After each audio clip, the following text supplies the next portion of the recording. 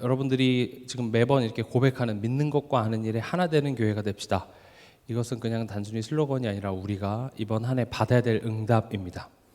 그래서 여러분들이 믿는 것과 아는 일에 하나 되는 그 교회 되는 응답 누리시기 바랍니다. 6월 키워드는 뭐죠? 배우는 자입니다. 하나님께서는 여러분들에게 이번 한 달 동안 여러 가지 모양으로 여러분들로 하여금 배우게 하실 것입니다. 그래서 왜 이렇게 힘들까? 왜 이렇게 어려울까? 왜 이렇게 문제가 끝나지 않을까만 있는 것이 아니라 이 상황을 통해서 하나님께서 내게 지금 배우게 하시는구나. 이렇게 여러분들이 생각하셨으면 좋겠습니다. 오늘은요, 자주 묻는 질문들에 대해서 또 얘기해 보는 시간입니다. 오늘 제목은 믿기만 하면 됩니까? 이 말입니다. 많이 듣는 질문입니다. 믿기만 하면 됩니까? 보통 이제 이 말을 제가 항상 그 질문을 할 때 왜 그런 질문을 했는지에 대해서 저는 먼저 생각을 해보거든요. 그럼 첫 번째로 이제 믿기만 하면 됩니까? 이 질문하는 사람의 심리는요, 첫 번째 반항심이 좀 있습니다. 믿었는데도 안 되던데요. 그렇죠? 믿는다고 다 됩니까? 돈도 벌어야 되고, 학교도 가야 되고, 직장도 가야 되고, 애들도 키워야 되고. 믿기만 해서 다 될 거면 하지. 그렇죠? 또 반대로 이제 믿기만 하면 됩니다라고 이야기하는 사람은 값싼 은혜를 이야기하고 있습니다. 예수 믿었으면 다 되는 거야. 근데 오늘 얘기할 부분이 바로 믿음입니다. 믿음.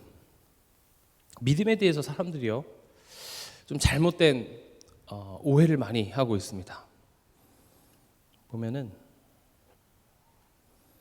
잘못된 믿음의 종류가 있습니다. 어떤 믿음이냐? 무속신앙적 믿음이 있습니다. 무속신앙적이라는 건 뭐냐? 내가 열심히 하면 내 소원 들어주는 믿음입니다. 그 영화나 드라마나 이런 데서 보면 그 사이비 단체를 그리는 모양에서 가장 많이 등장하는 대사가 있습니다. 그게 뭔지 아십니까? 믿습니까? 이겁니다. 믿습니까? 믿습니다. 믿습니까? 믿습니다. 박수 칩시다. 박수 치고 찬양하고 믿습니까? 근데 뭘 믿는지 몰라요. 아마 저마다 마음속에 내 병이 낫기를, 내 자녀가 잘 되기를, 우리 남편 사업이 잘 되기를, 그런 것들을 다 바라고 있습니다. 무속신앙적인 믿음 이렇게 얘기하면 되게 난 아닌 것 같은데 라고 생각하시죠? 내가 무속신앙적인 믿음이 있냐 없냐 확인하는 방법은 요즘에 하나님 왜 이렇게 내 기도응답을 안 들어주시지?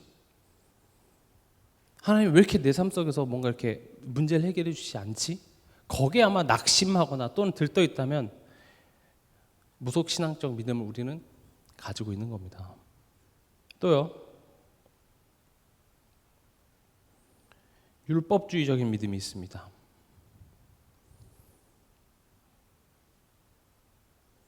교회에서 열심히 하는 거죠. 이게 나쁜 게 절대 아닙니다.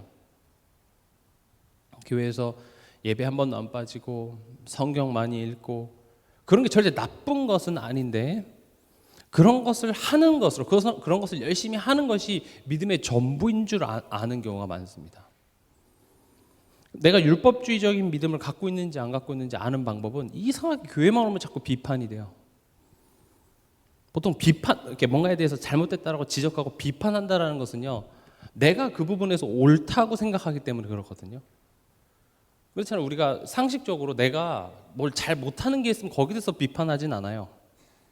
너 왜 이렇게 수학 못해? 수학 못하면서 너 이렇게 수학 못하냐 이렇게 얘기 안 하죠. 적어도 내가 수학을 잘하니까, 틀릴 일은 없으니까 거기서 비판을 하게 되는 겁니다. 내게 율법주의적인 믿음이 있냐 없냐를 보려면 이상하게 교회에서 불평, 비판 이런 게 자꾸 나오는 것은 내 안에 사실 이게 있는 거예요. 그리고 잘 못하는 사람들 보면 왜 저러냐 하고, 또 방종주의적 믿음이 있습니다. 말 그대로 한 번 믿으면 끝이야. 예수 믿었잖아. 복음 받았잖아. 예수님이 십자가에서 다 끝냈잖아. 근데요, 내게 방종주의적인 믿음이 있다라는 걸 어떻게 알 수 있냐? 우리의 삶을 보면 알 수 있습니다. 예수를 믿고 뭐 전도도 하고 뭐 대단한 걸 많이 하는데 삶을 보면 이상한데? 물론 우리 모두가 다 완벽한 삶을 살 수는 없겠습니다만은 상식적으로 이거 좀 아닌 것 같은데?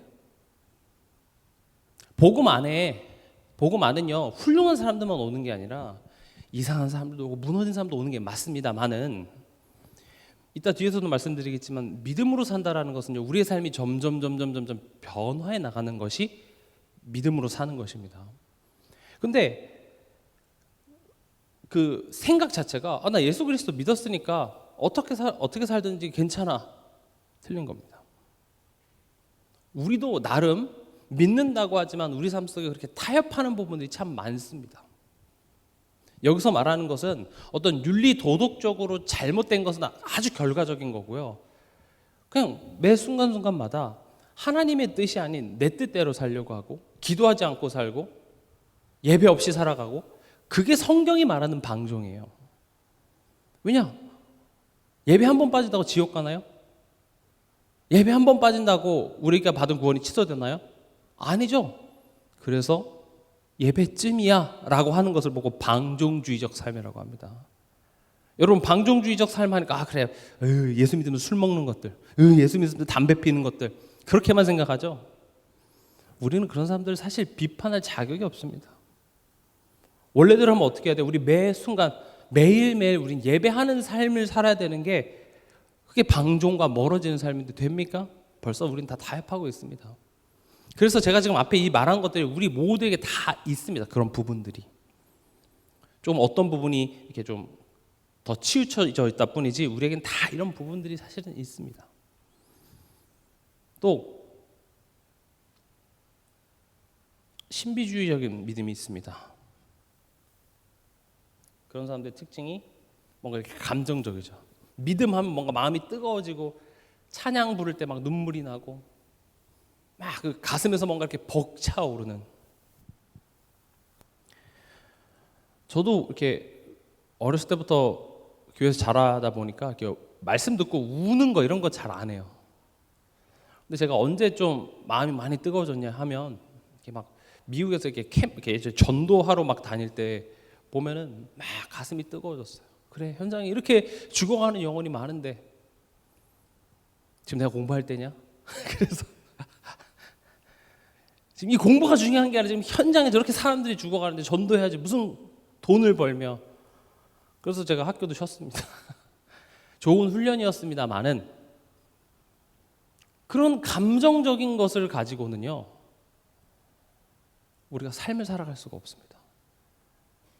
신앙생활은요 우리가 모든 삶을 다 버려버리고 그냥 교회에 와서 지내라는 것이 아니라 하나님께서 허락하신 그 각 현장에서 빛과 소금의 역할을 하는 겁니다. 더 정확히 말하면 내가 한 사람, 빛을 누리는 한 사람이 되면 되는 거예요. 그래서 내가 나무가 되면 그 나무의 새들이 깃들고 거기에 맺히는 열매들이 떨어져서 씨가 되고 또 거기가 또 다른 열매들이 자라나게 되는, 결국 증인되는 삶으로서 살아가는 것이 사실은 전도자의 삶입니다.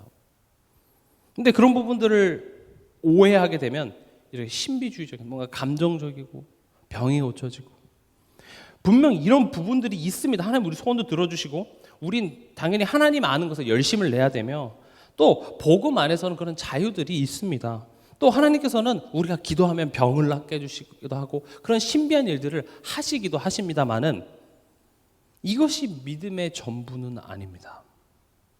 그럼 여러분들도 한번 스스로 한번 점검해 보세요. 나는 어떤 믿음의 타입인가? 왜냐? 지금 오늘 말씀의 제목이 뭐예요? 믿기만 하면 됩니까? 우리가 설교를 통해서 가장 많이 듣는 게 뭐죠? 믿음이잖아요, 믿음. 믿기만 하면 됩니다. 근데 도대체 그게 무슨 말이냐는 것이죠. 그래서 오늘은 네 가지, 이 네 가지를 가지고 좀 얘기를 해보려고 합니다. 첫 번째는 뭐냐? 오직 믿음으로 구원받습니다. 여기 믿기만 하면 됩니까? 구원에 있어서는요, 믿음만으로만 구원받을 수 있습니다. 다른 것이 들어가는 거 아닙니다. 오직 믿음으로만 구원받습니다. 또 두 번째 우리가 얘기할 내용이, 그러나 믿음은 수단이 아닌 그 자체가 목적입니다. 자세한 내용은 제가 이제 본문에서 좀 설명을 할 거고요. 또 세 번째는 믿음은 마음으로만 믿는 것이 아니라 실천을 포함한다. 네 번째, 믿음은 변화의 열매를 맺는다.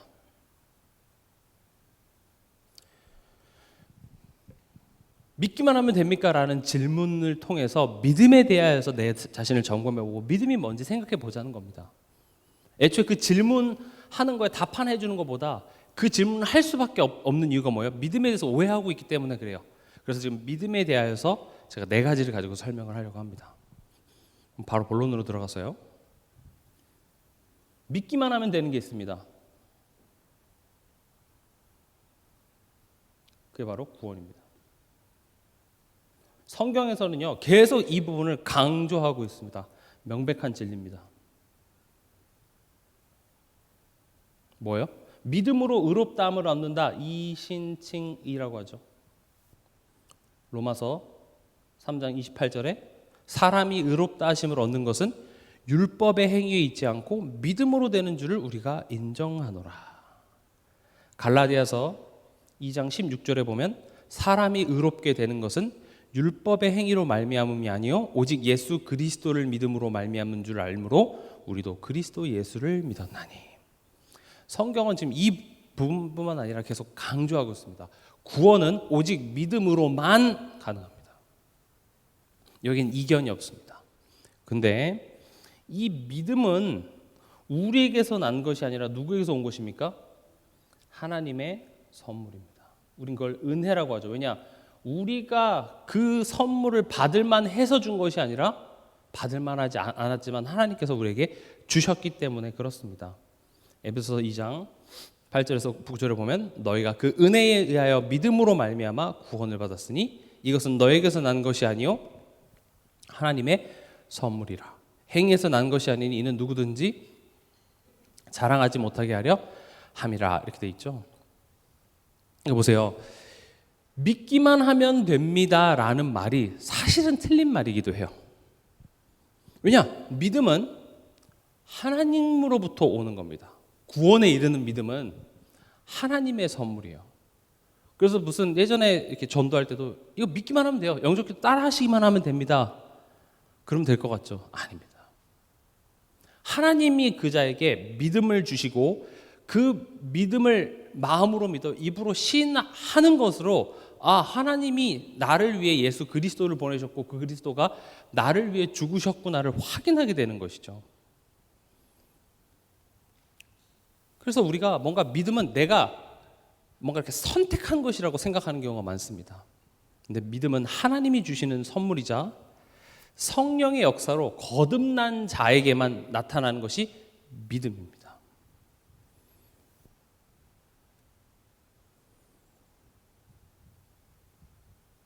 그리고 믿음은 하나님께서 주신 것이기 때문에 그게 이제 어떤 것으로 발전될 수 있냐? 내가 만약 하나님이 믿어진다면, 내가 만약 그리스도가 믿어진다면 하나님이 나를 먼저 사랑하셨구나, 이쪽으로 이어집니다. 로마서 5장 8절. 우리가 아직 죄인 되었을 때 그리스도께서 우리를 위하여 죽으심으로 하나님께서 우리에 대한 자기의 사랑을 확증하셨느니라. 우리 안에 있는 그 겨자씨만한 믿음이 뭐예요? 나를 향한 하나님의 사랑의 증거가 됩니다. 내가 그렇게 뛰어난 믿음은 아닐 수 있습니다. 그러나 내가 하나님이 믿어지고, 그래도 내가 지금 이 예배 자리에 와서 하나님께 기도하고, 그 믿음은요 자연스럽게 교회 다니면서 생기는 것이 아니라 그 믿음을 시작하신 분이 누구예요? 하나님입니다. 여러분들의 자랑이 그게 됐으면 좋겠습니다. 믿을 수 없었던 난데 내게 믿음을 심어주신 하나님. 하나님이 시작하셨다는 것은 하나님이 그 끝을 책임지시겠다는 말이 됩니다. 부모가 아이를 낳았다라는 것은 내가 그 아이가 성인이 될 때까지 내가 키워내겠다는 것이죠. 정상적인 부모라면. 그 과정 속에서 때로는 우리의 흔들림도 있을 것이고 우리의 부족함도 있을 것이지만 오래 참아서 그 성숙함에 이를 때까지 내가 책임지겠다는 것이죠. 마찬가지입니다. 하나님께서 우리에게 믿음을 심어주셨다는 것이 왜 자랑이 되냐? 그 말은 하나님께서 나를 완성시키겠다는 것입니다. 하나님의 여러분들 선택된 사람이라는 것이 여러분들의 자랑이 되시기 바랍니다. 작은 믿음이라도 괜찮습니다. 왜냐? 그건 스스로 생길 수가 없기 때문에 그렇습니다. 작은 믿음이라도 그게 있다는 것 자체가 뭡니까? 하나님이 직접 그것을 넣어주셨다는 것이죠. 그래서 큰 믿음이시면 큰 믿음답게, 작은 믿음이시면 작은 믿음답게 서로 우열을 가릴 필요 없이 하나님이 내게 시작하셨구나. 특히 우리 자녀들, 후대들, 또 교회 연약한 성도들을 바라보면서 지금 드러나는 모습을 가지고 이야기하지 마세요. 왜냐? 지금 이 자리에 와 있다는 것은 하나님께서 그 속에 믿음을 시작하셨다라는 것이 되는 것이기 때문에 그렇습니다. 그래서 그것을 기대하시기 바랍니다. 내 자녀의 현재 모습에 제가 저렇게 살아서 어떻게 될까? 우리 수준은 그럴 수 있습니다만은 하나님이 믿음을 넣으셨다면 하나님이 책임지십니다. 그래서 우리는 그 하나님을 소망하면서 오히려 우리 자녀를 위해서 기도해 줄 수 있습니다. 연약한 성도들을 위해서 기도해 줄 수 있는 것이죠. 그러면 이제 여기까지는 우리가 뭐 기본적으로 아는 내용입니다. 매우 중요하지만 기본이 되는 내용이죠. 믿기만 하면 됩니까? 네, 구원은 믿음으로만 가능합니다. 다른 게 필요 없습니다. 그러면 구원 받았잖아요. 그렇죠? 1번은 어렵지가 않아요. 이거는 뭐 우리가 기본적으로 아는 내용이니까. 근데 구원받은 자에게 믿음을 요구하십니다. 왜 그럴까요? 지금 제가 앞서 말씀드린 게 믿음은 구원을 받기 위한 수단이라고 말씀드렸죠. 근데 구원 받았잖아요. 그럼 뭐 더 믿을 게 뭐가 있겠어요? 하나님 믿음 줬다면서요. 그래서 이 두 번째 부분이 좀 명확하게 우리가 정리가 돼야 됩니다. 신자에게 있어서 중요한 건 신자입니다. 불신자가 아니라 신자, 구원받은 신자에게 믿음은 내가 원하는 것을 이루는 수단이 아니라 그 자체가 목적이다. 오늘 17절 읽었습니다. 로마서 1장 17절. 복음에는 하나님의 의가 나타나서 믿음으로 믿음에 이르게 하나니 기록된 바 오직 의는 믿음으로 말미암아 살리라 함과 같으니라. 이 내용을 가만히 보면 알 것 같지만 모르겠습니다. 믿음이 3번이나 나오죠. 그래서 좀 불필요하다기보다는 좀 쉽게 이해하기 위해서 복음은 믿음에 이르는 것이다. 그리고 그 과정을 믿음으로 사는 것이다. 지금 그렇게 얘기하고 있어요. 그럼 첫 번째 말하는 그 믿음이라는 것은 제가 말한 1번의 믿음입니다. 하나님께서 우리에게 심어주신 그 믿음. 그 믿음으로 믿음에 이르게 한대요. 그 두 번째 믿음은 이따 뒤에서도 말씀드리겠지만 목적, 즉 하나님과의 관계를 회복하는 믿음입니다. 보세요. 많은 신자들이 이 부분에서 좀 헷갈리는데 내가 원하는 것 이루기 위한 수단으로서 우리는 믿음을 많이 생각합니다. 예전에 그런 노래도 있었어요. I believe I can fly. 나는 날 수 있다고 믿습니다. 간절히 믿으면 이루어집니다. 한때 뭐 성공서적, 자기개발서 이런 데도 보면은 간절히 바라고 간절히 원하면 이루어집니다. 또 원하면 이렇게 글로 써서 이렇게 매일 보고 이렇게 하면은 이루어진다. 이런 말들이 많이 있죠. 근데 지금 성경이 말하는 믿음은요, 내가 원하는 것을 이루기 위해서 믿음을 수단으로서 지금 이야기하지 않습니다. 신자에게 요구되는 믿음은 바로 하나님의 목적인 우리가 하나님과의 관계를 회복하고 그 하나님을 누리는 것을 믿음이라고 합니다. 쉬운 예로 들어볼게요. 아브라함에게 있어서 아브라함을 하나님이 택했습니다. 아브라함은 하나님에서 끊어질 수 없는 하나님의 자녀가 됐지만 그 다음부터 하나님께서는 아브라함의 삶 속에서 자꾸 아브라함에게 믿음이라는 걸 요구하시죠.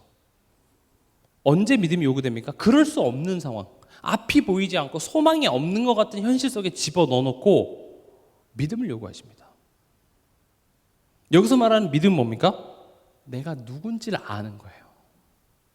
전에는 나 없이 너 혼자 살아가는 삶이었으나 이제는 내가 너의 부모가 됐어. 내가 너의 아빠가 됐어. 내가 너를 책임져 라는 사실을, 다시 말하면 하나님을 아버지로 누릴 수 있는 그 믿음을 요구하는 겁니다.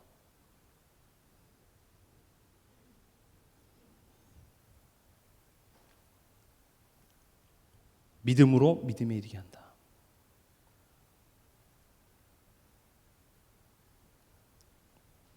그럼 어떤 믿음이에요? 하나님을 믿는 믿음인데 이렇게 한번 표현해 볼게요. 살아계신 하나님 아버지를 믿음.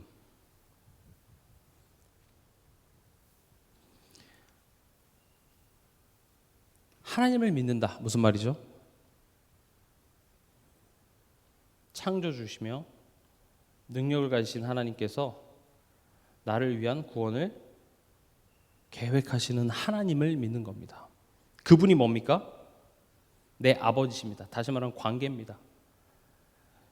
나를 얼마나 사랑하시는지에 대하여서 예수 그리스도의 십자가를 통하여서 우리에게 보여주셨죠. 살아계신다는 말은 뭡니까? 성령으로 우리와 함께하사 우리를 인도하시고 우리 삶 속에 역사하신다. 이걸 이야기합니다.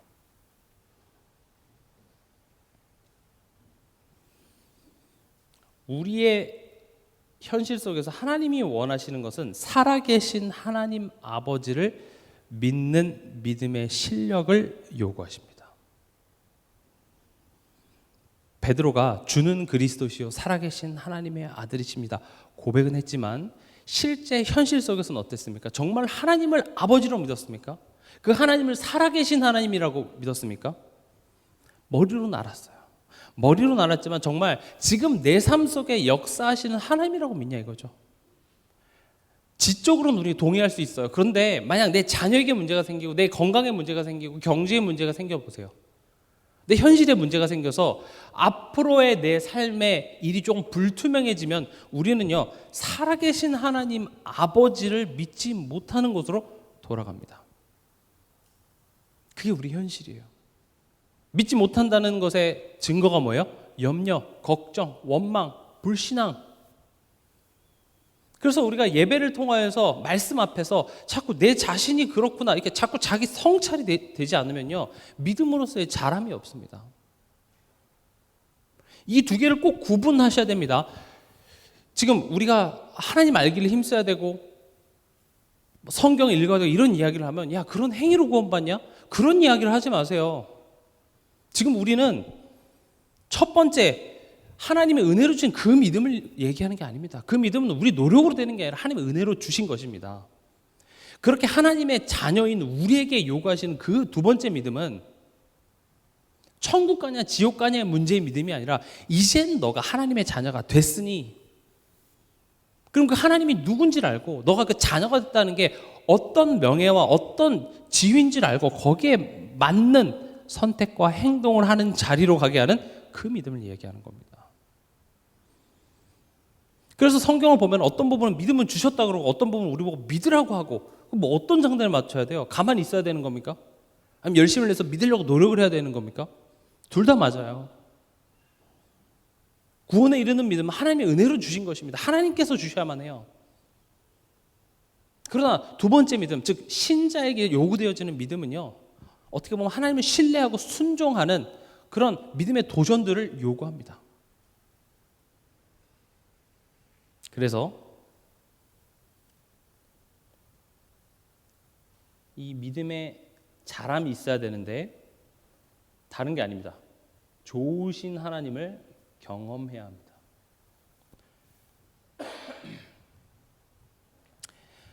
그러니까 만약에 하나님과 우리와의 관계가 신과 숭배자의 관계였다면 그게 내게 유익하고 덜 유익하고 중요한 게 아니라 간절하면 줍니다.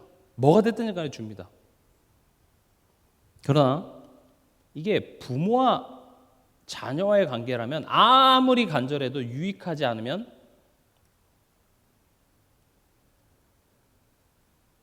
주지 않습니다. 기준이 신과 숭배자의 관계였으면 간절함이 기준이겠죠. 너가 나에게 대해서 얼마나 정성을 다하냐, 치성을 들이냐, 이게 기준이 되겠으나 부모와 자녀의 관계는요, 이게 너에게 얼마나 유익하냐가 기준이 됩니다. 그래서 다윗은 고백합니다. 여호와는 나의 목자시니 내게 부족함이 없으리로다. 나는 부족하다고 느낄지 몰라도 내게 부족함은 없는 겁니다. 왜냐? 내게 가장 유익한 것을 하나님은 잘 아시기 때문에 그렇습니다. 그래서 여러분들이 좋은 하나님을 경험한다라는 말이 내게 좋은 것을 주시는 아버지 하나님을 여러분들 경험하시기 바랍니다. 아버지를 경험하세요. 아버지. 제가 어떤 현장에서 자꾸 하나님 아버지 하니까 끝나고 얘기하더라고요. 목사님, 저는 아빠에 대한 좋은 경험이 없어요. 그럴 수 있습니다.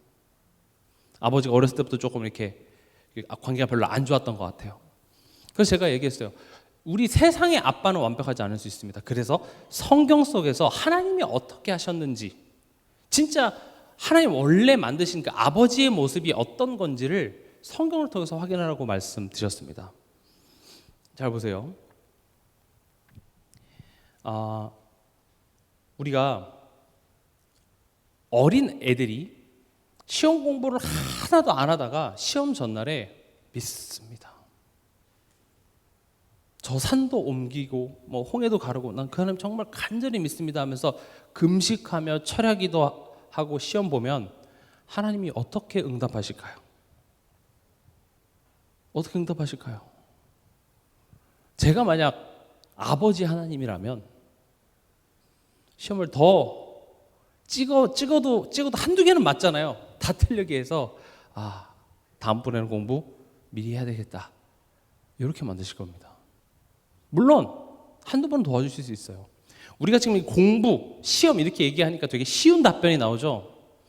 만약에 지금 내 삶 속에 경제적으로 굉장히 어려운 상황이 있습니다. 그럼 그런 상황 속에서 하나님, 이 경제 문제 해결해 주세요, 그 기도하는 것이 아이들이 내일 시험 잘 보게 해주세요 라는 것과 사실 하나님 입장에서 봤을 땐 똑같습니다.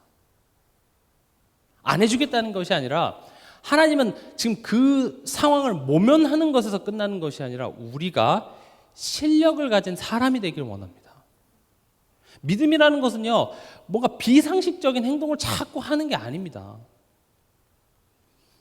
밤새고 내일 안 졸리게 해주세요. 하나님이 왜 그렇게 하십니까? 한두 번은 그렇게 할 수 있지만 그게 우리에게 유익합니까? 그게 우리에게 유익하지 않다라는 것이죠. 그래놓고 믿는 것은 그걸 보고 땡깡을 부린다 그럽니다. 고집을 피우는 거예요. 아버지를 경험하시기 바랍니다. 부모는 무조건 이렇게 강청한다고 해서 들어주는 게 아니라 내게 유익한 것을 주십니다. 어쩌면 경제적으로 문제가 있다면 하나님께서는요, 나로 하여금 경제 규모를 갖추라고 하나님께서는 그 실력을 기르라는 사인으로 알아야 돼요. 그래, 내가 돈을 이렇게 규모 없이 썼구나.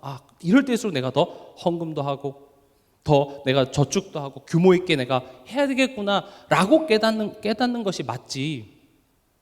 주시옵소서, 그래 하나님 주실 줄 믿고 대출까지 받아서 써야지, 그건 믿음 좋은 게 아니라니까요.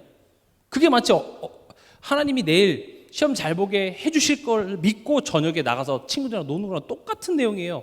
근데 아이들 공부하는 예화를 들 때는 답이 뻔한데 막상 내 현실 속에 하나님이 지금 나로 하여금 배우고 자라나게 한다라는 부분에 있어서 우리는 적용이 잘 안 돼요. 인간관계 부분도 마찬가지입니다. 그 관계를 하나님이 그냥 내 입맛대로 저 사람 상황을 다 바꿔주면 좋죠. 근데 가만히 보면 나에게도 문제가 있는 거거든요. 여러분들이 인간관계를 한번 이렇게 돌아보세요. 비슷한 패턴들이 반복될 겁니다. 대부분 그럼 나에게도 문제가 있는 거예요. 그렇죠? 인간관계가 어떻게 끝나는지, 사람과 항상 어떤 모양으로 이렇게 인간관계가 되는지를 보면 사실 나에게도 문제가 있는 겁니다. 문제 없는 사람은 없죠. 아버지입니다. 잘못했기 때문에 벌을 주는 게 아니라 우리에게 유익한 쪽으로 자꾸 깨닫도록 우리를 자꾸 푸시하신다는 사실을 꼭 기억하시기 바랍니다. 또 어떤 하나님을 경험하셔야 되냐? 재밌는 게요. 우리가 하나님을 기쁘게 해드려야 된다 이렇게 생각 많이 하고 있죠. 근데요, 하나님이 오히려 우리를 기쁘게 하기 위해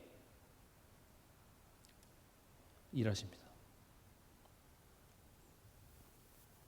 그게 어디에 나와 있습니까? 창세기에서부터 나와 있습니다. 아담이 하나님 좀 소개 좀 시켜주세요. 외로워요. 하나님 제발요. 외로워. 이렇게 한 게 아니라니까요. 하나님이 아담을 기쁘게 하기 위해서요. 저 혼자 있는 게 외로워 보이는데 아담이 잘한 게 아니에요. 하나님이 아담을 기쁘게 하기 위해서요. 아담을 재우시고 아담은 내 여자 만들어줄 테니까 가서 진흙 좀 퍼.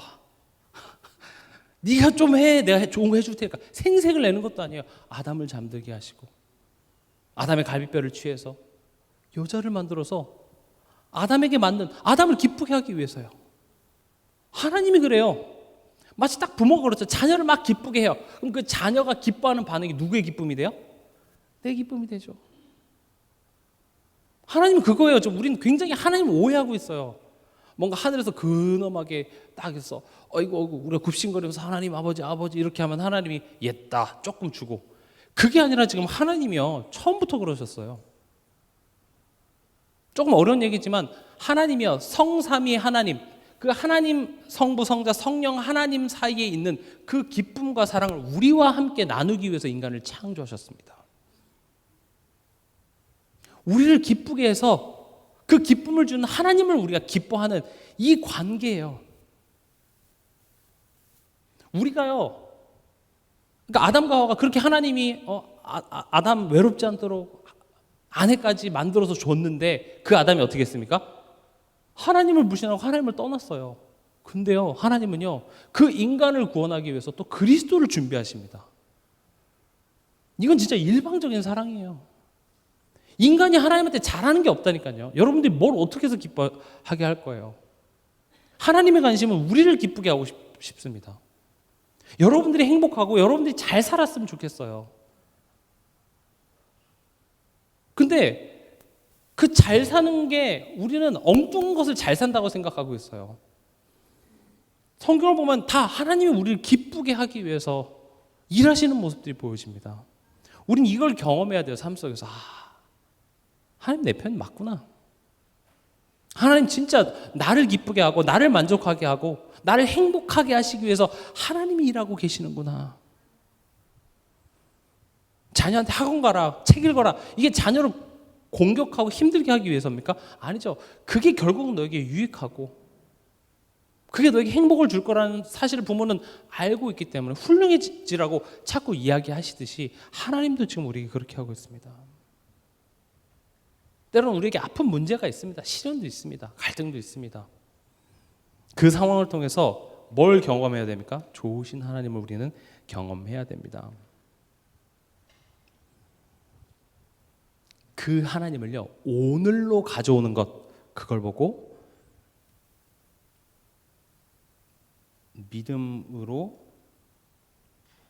말미암은 삶, 믿음으로 말미암아 살리라. 이 좋은 하나님을, 성경에 계신 그 좋은 하나님, 그 하나님을 지금 이 시간 오늘로 가져오는 거죠. 그래, 맞아, 하나님 좋은 하나님이시지. 이게 3번입니다. 믿음으로 말미암은 삶. 우리가 누군가를 믿는다, 신뢰한다, 했을 때 거긴 반드시 행동도 같이 따르게 돼 있습니다. 그래서 믿음은 항상 실천을 포함합니다.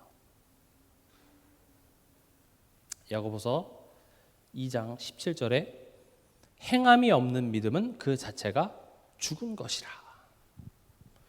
여기서 말하는 믿음은 구원 얻는 믿음을 얘기합니까? 아니면 하나님을 신뢰하는 그 믿음을 의미합니까? 당연히 하나님을 신뢰하는 믿음을 의미하겠죠. 왜냐? 우리가 구원을 받기 위해서 어떤 행함을 해야 되는데요? 어떤 삶을 살아야 우리가 구원받기 합당하겠습니까? 아니에요. 여기서 말하는 믿음은 너가 정말 하나님을 신뢰하냐? 그렇다면 신뢰하는 실천은 뭐겠어요? 순종이겠죠. 그런 거 있잖아요. 아이가 이렇게 높은 데 있는데 아빠가 내가 받아줄 테니까 뛰어내려. 아빠 믿지 하고 뛰어내리진 않아요. 대학생들이 나 어제 운전면허 땄어. 우리 바다 가자. 그래? 너 운전 잘하지? 잘해. 근데 차는 타지 않아요. 나 버스 타고 갈게. 거기서 만나. 이 신뢰하는 겁니까? 안 믿는 거죠. 믿는다는 것은요, 반드시 이런 실천을 포함하고 있습니다. 그래서 말로는 믿는다고 하지만 실제로 내가 하나님 말씀에 순종하지 않고 하나님께 그걸 온전히 맡기지 않는다면 그건 안 믿는 거라고요. 우리는 안 믿는 순간이 많고 안 믿는 것을 죄라고 하고 인간이 하나님을 안 믿는 것 때문에 하나님과의 관계가 깨지고 지옥에 갈 운명에 우리는 속해 있었으나 예수님이 십자가에서 우리가 지을 모든 죄값을 다 치르셨기 때문에 우리는 매 순간 하나님을 못 믿지만 그 못 믿는 것이 운명이 되지 않고 오히려 우리와 함께 하시면서 믿을 수 있도록 우리를 인도해 내시겠다. 그걸 복음이라고 얘기합니다.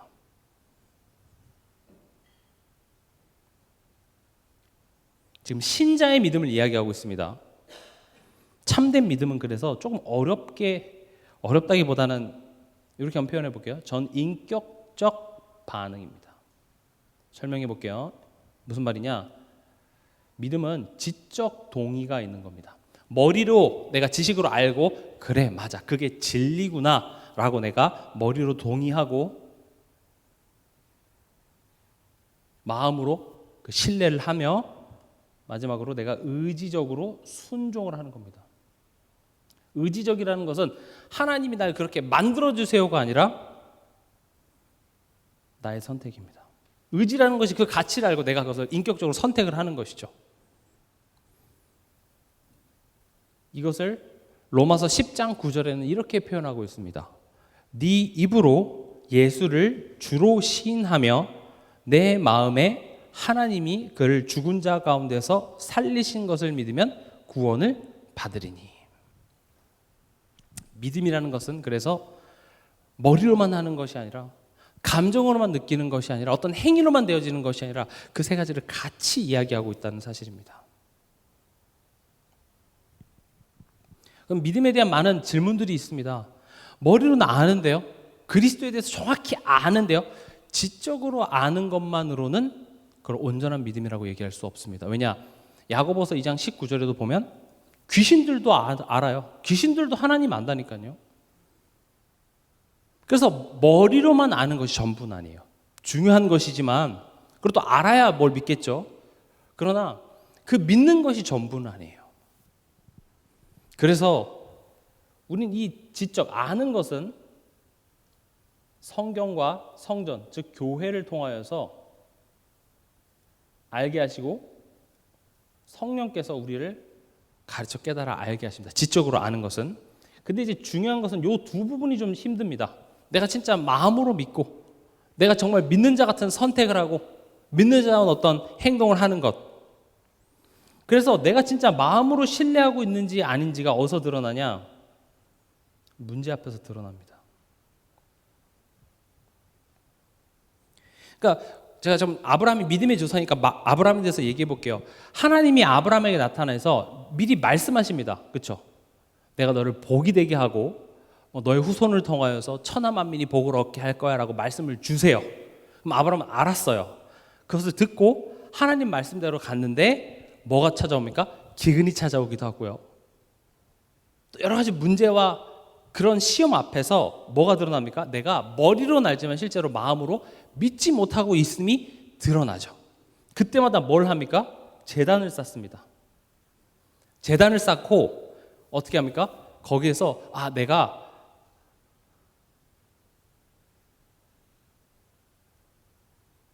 믿지 못했구나. 회개.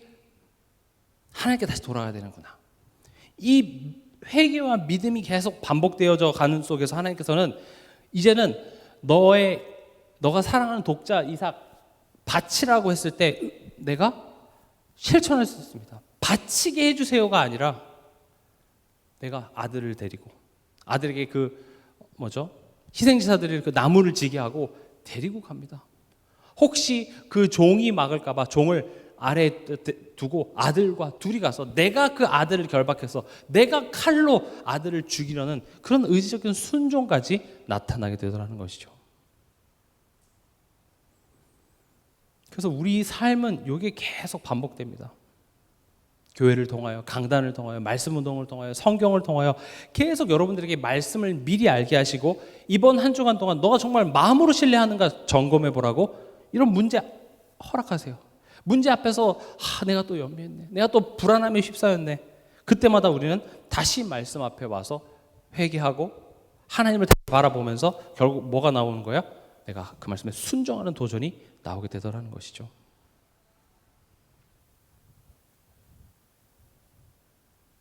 그래서 믿음으로 말미암아 살리라. 이 산다라는 것은 뭘 의미하죠? 한 번의 믿음이 아니라 지속적인 믿음을 의미합니다. 그러니까 어떤 질문을 받냐면 한 번 믿었으면 괜찮은 끝 아니에요? 근데 예수 믿었으니까 끝 아닌가요? 맞습니다. 그러나 성경은 한 번 믿으면 끝으로 얘기하는 게 아니라 하나님을 계속 알아가는 우리 삶 속에서 계속 그 믿음을 지속해서 유지하는 것에 대해서 이야기를 하고 있습니다. 지금 믿음에 대해서 지금 얘기를 하고 있습니다. 믿음에 대해서 오해하고 있으면요 굉장히 이상해집니다. 그래서 우리 삶 속에 지속적인 믿음 앞에서 설명드린 동안 예배를 통하여서 자꾸 내 자신을 성찰하고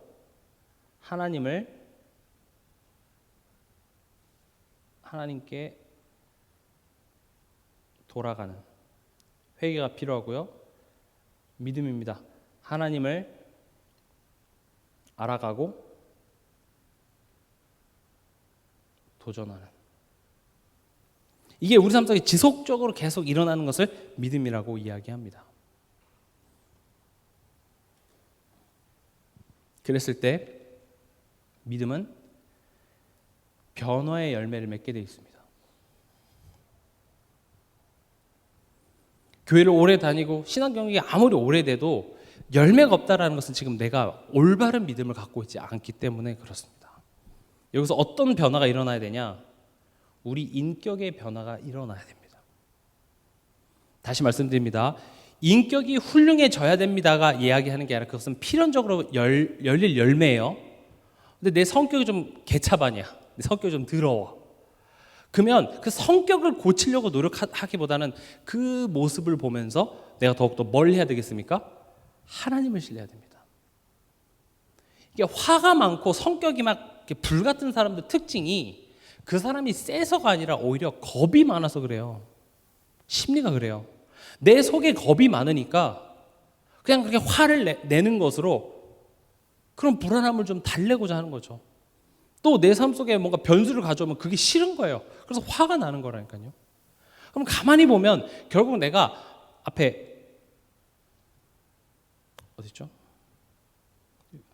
좋으신 하나님을 많이 경험하면 경험할수록 불안함이 떨어지면서 그래서 사람이 여유 있어지는 겁니다. 포인트를 아셔야 돼요. 여유 있는 사람이 되라고 이야기하는 것이 아니라 왜냐하면 우리는 그게 목적이 아닙니다. 좋으신 하나님을 많이 겪다 보면 내 삶 속에 여유가 만들어집니다.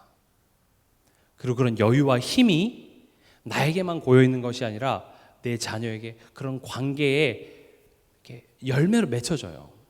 쉬운 예로 내가 굉장히 피곤하고 힘들어서 퇴근했는데 자녀가 막 울면 오늘 날 맞는 날입니다. 반 죽는 날이에요. 근데 오늘 내가 좋아. 오늘 기분 좋은 일이 있어. 근데 자녀가 이렇게 시험 빵점 맞아서 하면 괜찮아. 이게 된다니까요. 내가 힘이 있고 내가 여유가 있으면 그게 관계 속에서도 영향을 반드시 끼치게 돼 있어요. 그렇다면 내가 지금 영적으로, 여기서 말하는 영적으로라는 것은 하나님과 관계 속에서 내가 정말 하나님을 신뢰하냐 안 하냐를 객관적으로 볼 수 있는 것이 지금 내 마음의 상태예요. 내가 얼마나 성경을 자주 읽냐, 찬송을 많이 하냐, 그거보다 지금 내 마음에 짜증이 많고 불안함이 많고 뭔가 모르게 우울하고 그런 거는요, 뭘 점검해 봐야 돼요? 아, 내가 지금 하나님을 많이 경험해 보지 않아서 그래요. 저도 이렇게 한 주간 살면서 이게 왔다 갔다 합니다. 51대 49. 그러니까 하나님을 경험하는 것이 49가 되고, 그렇지 못한 게 50이 되면요, 확 뒤집혀요. 아, 이거 어떻게 해야 되지, 앞으로? 확 불안함이 찾아와요. 확 인생에 대한 회의감이 찾아오게 돼요. 근데 거기서 믿음의 도전을 해서 하나님을 경험하는 것이 51이 되고, 나의 수준이 49가 될 때 또 확 또 뒤집혀요. 그렇지.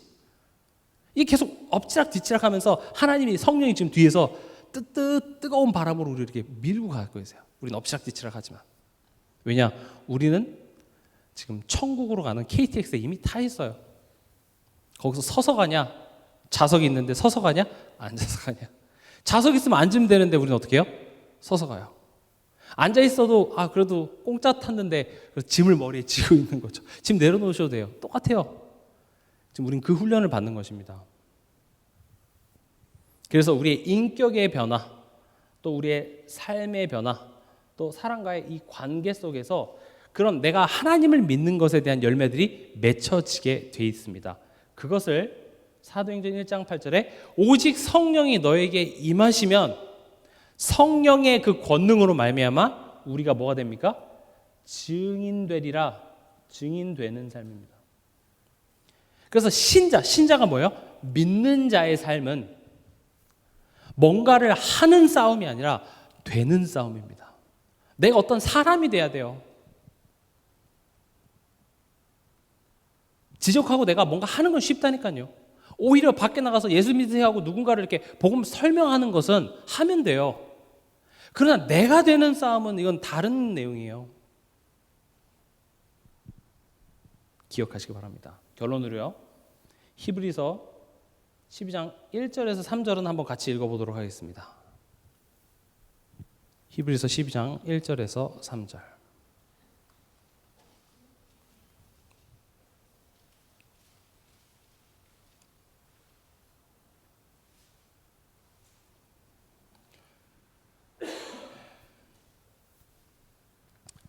같이 읽겠습니다.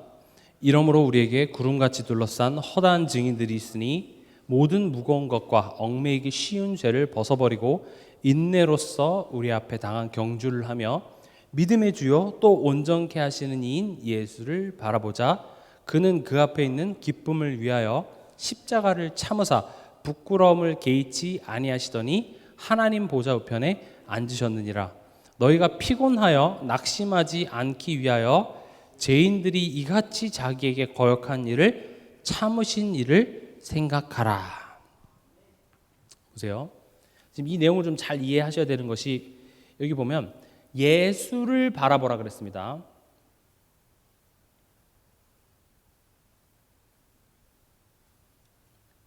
여기서 제가 이번 주 수요일에도 십자가를 바라보는 게 무슨 말인지 설명드렸던 것처럼 예수를 바라보라는 것이 예수님 사진 갖다 놓고 그거 바라보라는 말이 아니라 지금 예수를 뭐라고 설명을 하냐? 믿음의 주요. 믿음의 주요라는 말은 무슨 말이냐? 우리의 믿음을 시작하신 분. 우리의 믿음을 시작하신 분이시며 또 우리의 믿음 온전하게 한다는 건 뭡니까? 그 믿음을 온전하게 하시는 예수님이에요.